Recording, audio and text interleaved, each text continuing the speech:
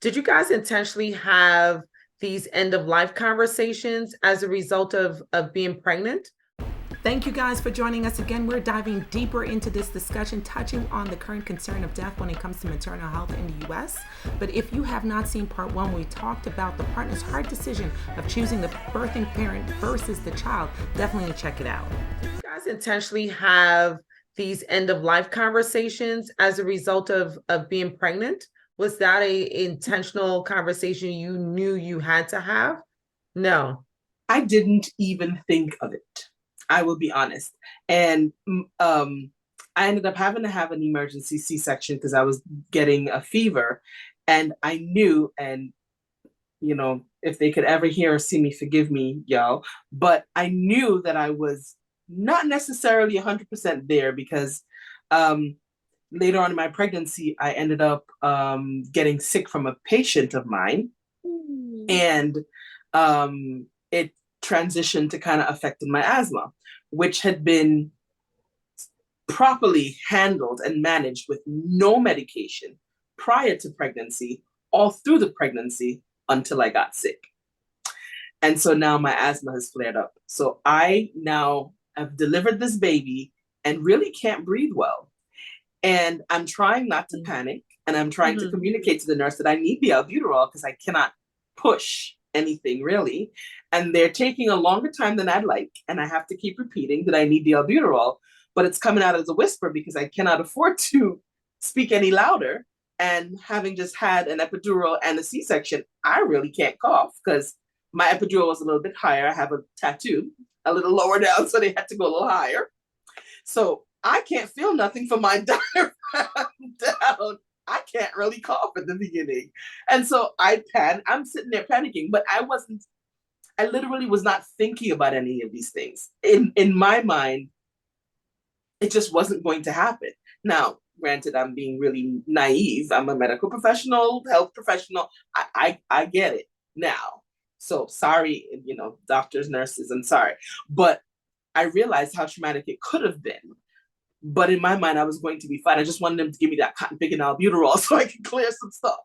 Right. But I never had the conversation with him. I think the only conversation came about with whether or not we were going to do, because Teresa and I were pregnant about the same time. We're about a month apart in her first child, my only, and the question of what testing we were going to do. And I did like the blood test at 12 months, and I didn't want to find out the sex of the baby or anything, but it was that general screen of whatever. But I had decided that no matter what, this baby was going to remain. So from the 12 weeks, I didn't even wait as long as 20. From the 12 weeks, it was like, no, I worked too damn hard.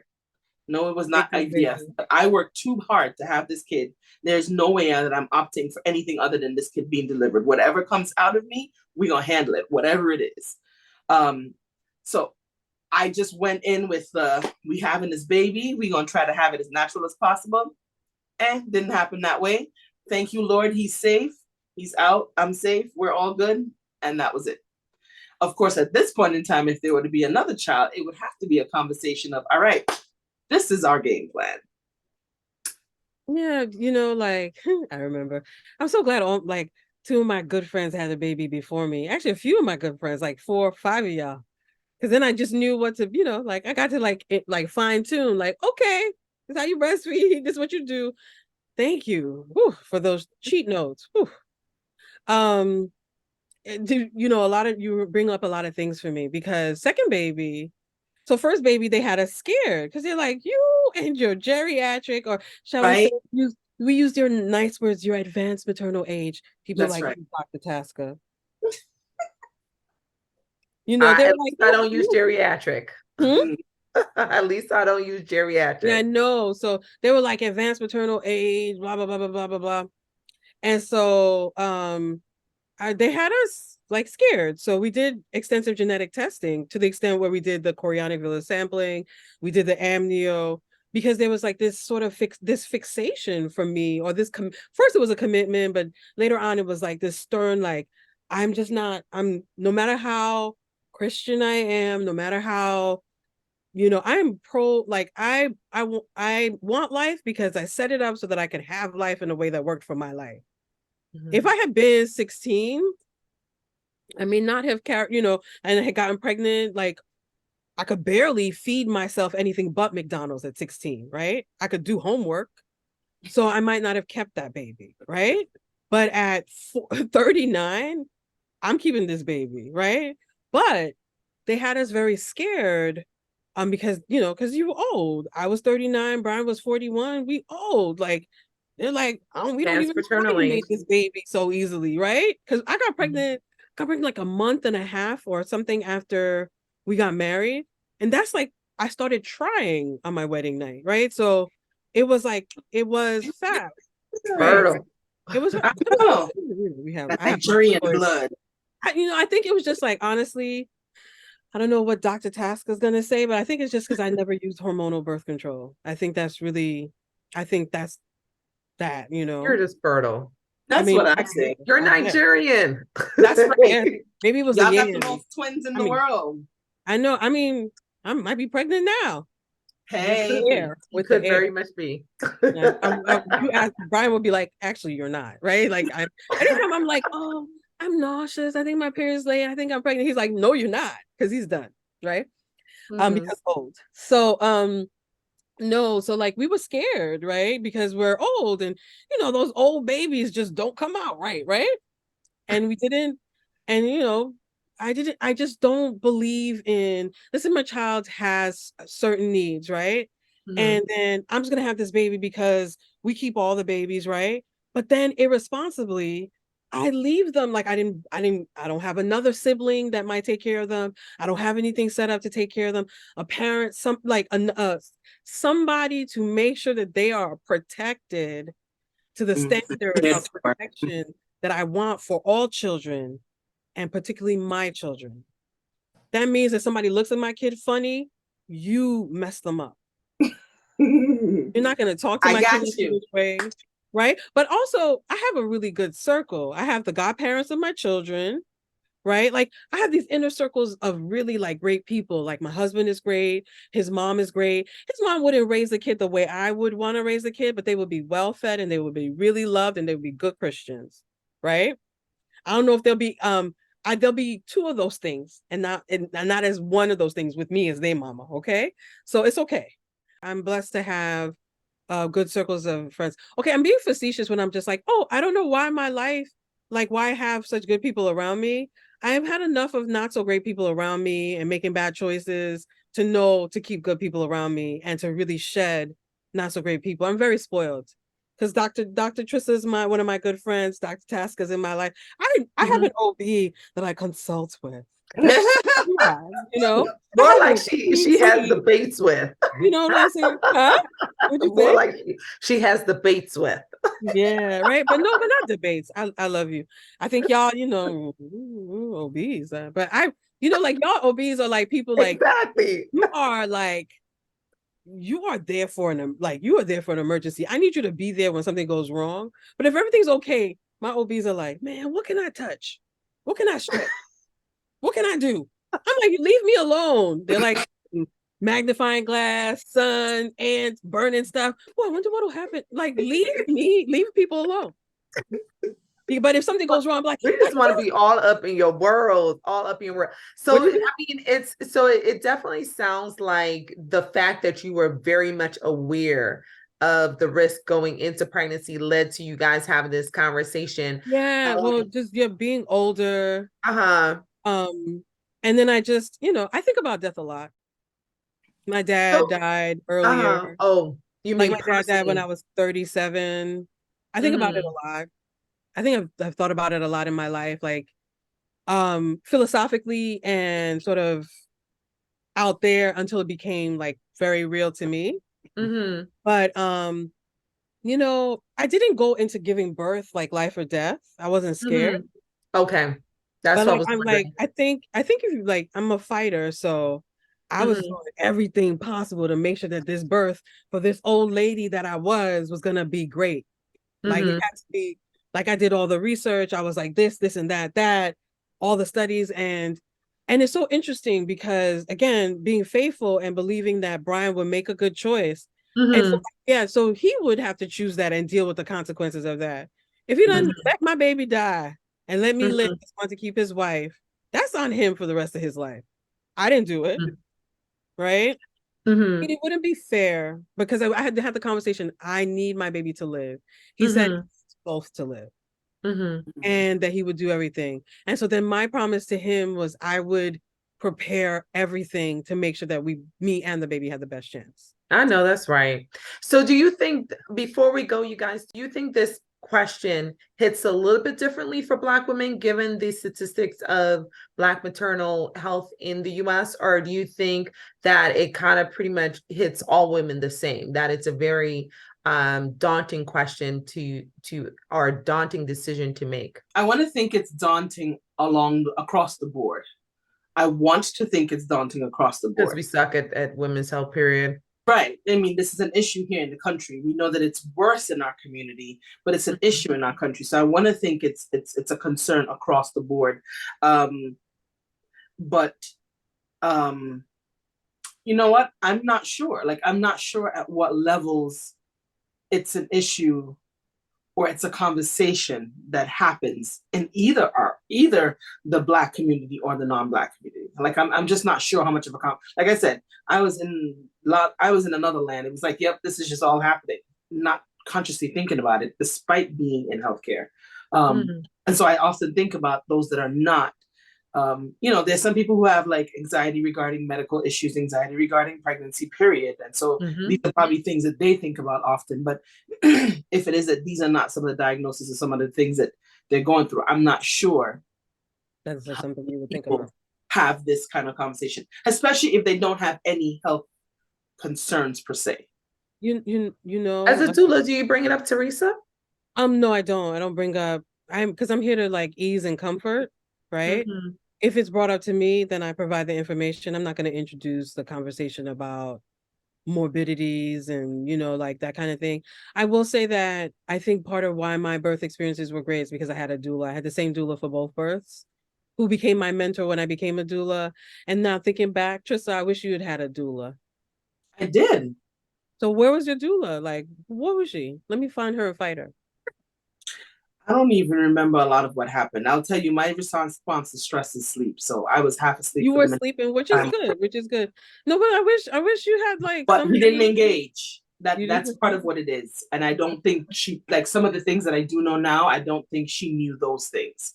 Okay, she So wasn't particularly experienced, or is that what it was? that's my thought. That's Okay. my thought. And the field has really evolved Yes. significant in terms of formally, because Mhm. informally it's always kind of been around, but Right. formally it has evolved significantly. Yeah, Right. because like my doula was great, like, and she's my doula mentor now. Um, and I remember with the second baby, I don't like people touching me when I'm in my birthing time. We try to relanguage it so it's not scary. Instead of calling it labor, it's a birthing time. But I remember there was something that my OB, my very skilled OB, was doing to like maneuver. And I'm like, what are you doing? What are you doing? And my doula looked at me like, she gave me that look like, you better let her do whatever she's doing or you're gonna get cut. Like, relax. And she looked at my husband, she looked at me, and then the thing happened, and I was like, whatever the OB did, it was like such a relief, right? It felt so so I trusted her implicitly, even though, like she was just experienced. Um, Mm-hmm. but in terms of like to go to your original question of do you think this is a conversation that's very specific to Black women, Black birthing people? Mm-hmm. I think that there's a lot of fear that is brought to giving birth. And birth is it's a very natural physiological process that for various reasons has complications. And I'm not speaking for obstetricians, but I do believe that obstetricians having a higher volume of births, having a higher experience of births, they see a lot of things. You see a lot of things. You see a lot of Mm-hmm. like terrible outcomes that probably haunt you, or like witness somebody else's being in charge of something and a bad outcome happens, and just looking at these cascade of decisions. And so all you need is one bad outcome to scar you as an OB. Just one. You don't like all you need is one thing to happen to a baby, to a birthing person, to a mother, and Absolutely. because you don't, so like I feel like to an OB, OB sometimes is like a hammer and everything's a nail, right? Like, we're going to prevent this, we're going to prevent that, we're going to prevent this, just in case, right? And I think that everybody, whether you're black or white or, native or Latino or anything, right? Like, is subject to the way we birth in this country, which is like, there's a lot of fear around it. There's a lot of like risk mitigation, right? Professionally, liability, all this other stuff. In addition, the root of obstetrics in the United States is one of brutality, captivity, and experimentation on captured bodies, right? Like people that were our enslaved ancestors who were tortured and experimented upon without anesthesia to get us our medical breakthroughs, right? And I feel like the vestige of the way obstetrics was developed on, Anarcha, Betsy, what's the other ones? And Lucy, Lucy. right? Lucy. Mm-hmm. And I'm not going to say the person that experimented on them, but the way that it was carried out in these experiments is that it just like it is the basis of obstetrics, and it has it permeates our entire medical culture, which is one of the doctor knows better, like the just like a lot of things, right? Like enslaved women would give birth, cut the umbilical cord, push out the placenta, put the baby on their back, and go back to picking cotton, right?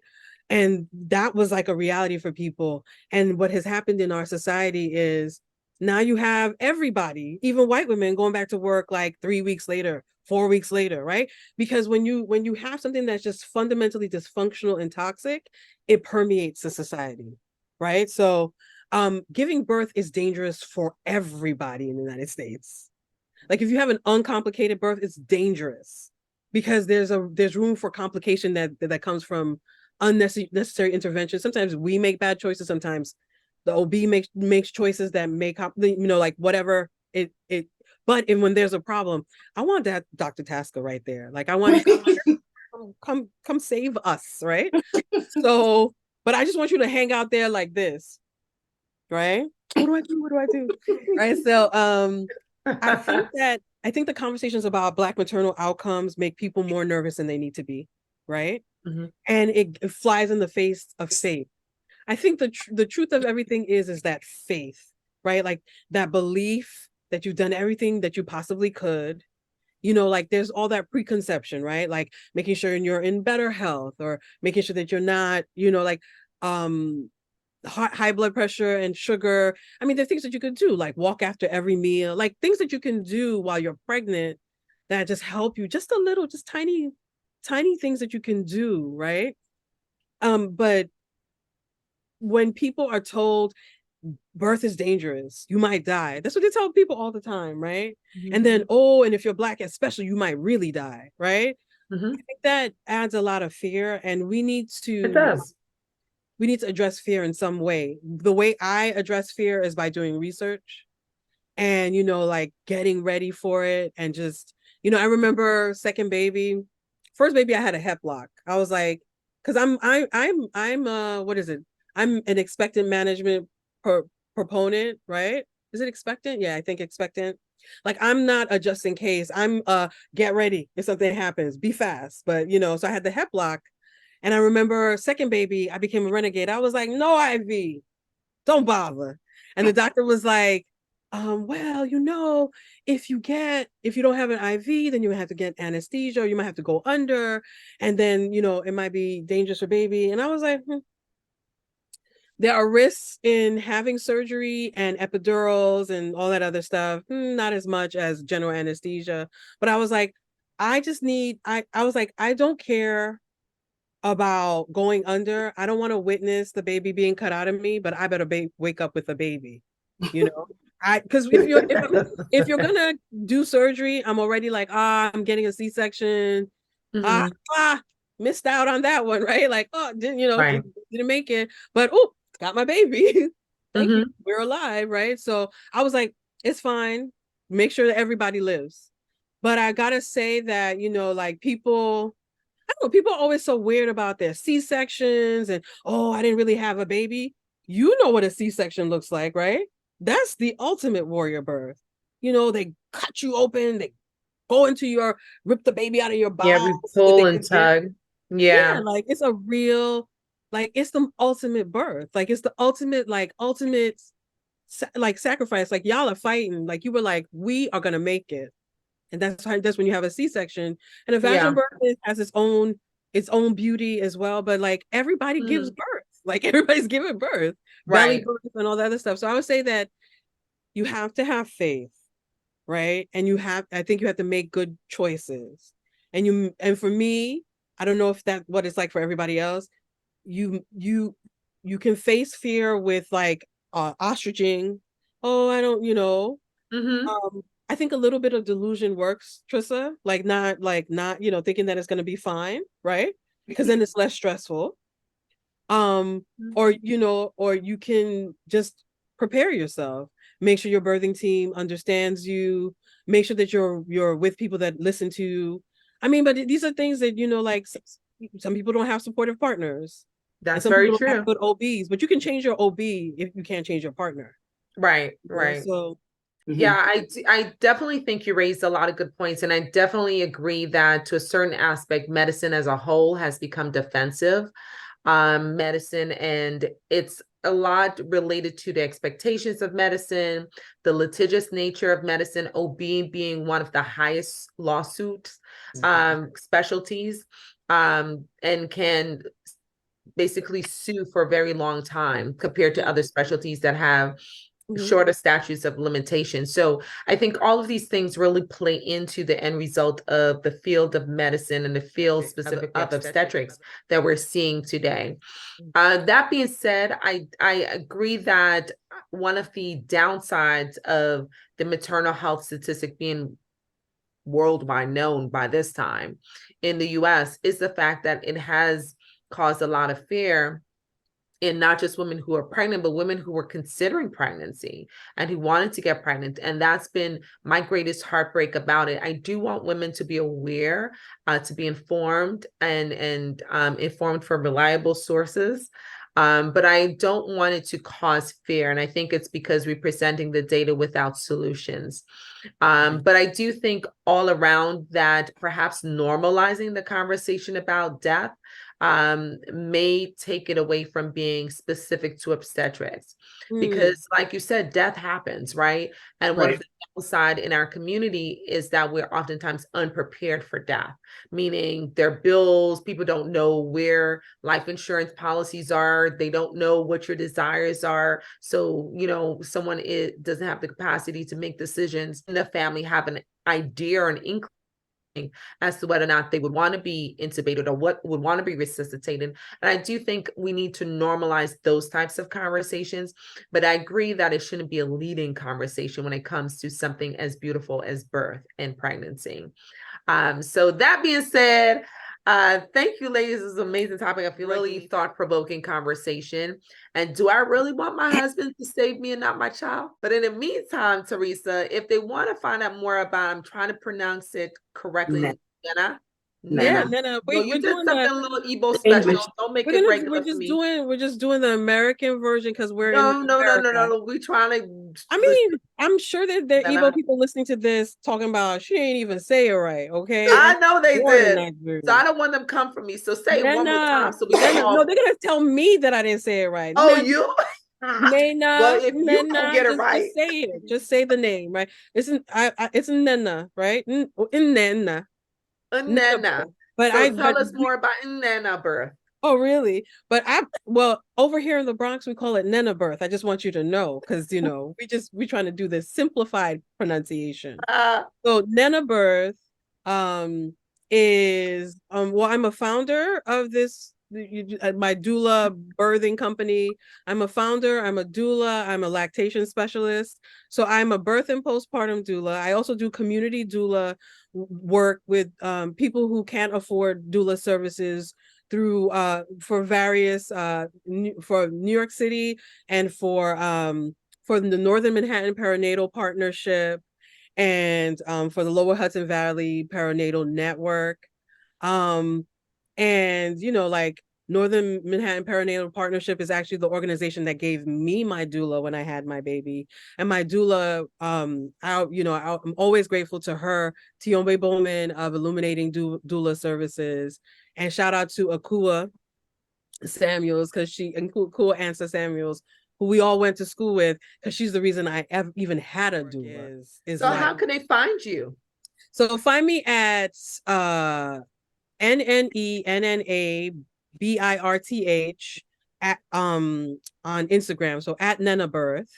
You can find me on Facebook, look up at Nena Birth. Mm-hmm. You can also reach me at www.nnennnabirth.com. That's www.nenabirth.com. You can also give me a call at 646-801-4322 or email me at nenabirth@gmail.com. Or just reach out to the Healthy Bum Club. They know yes, me. you can, and the information will also be documented in the description of this video. And Dr. Trisa, while you're deciding whether or not you want to have this discussion with your family, where can they find you? trisajob.dpt on Instagram. Awesome. And I am Dr. T, as always, the hand behind the handle of Healthy Bump Club right here on YouTube, and the hand behind the handle of Healthy Bump .club on Instagram. We thank you guys for watching us. Let us know what you think. Who would you choose? Who would your partner choose? Do you know? Have y'all have that conversation? Make sure you hit us up and don't forget to comment, like, and share. Thank you for supporting us with our gear, with our music link for Apple, and by just donating directly, because this is how we support these platforms. We thank you guys for watching. We hope to see you guys when next episode. And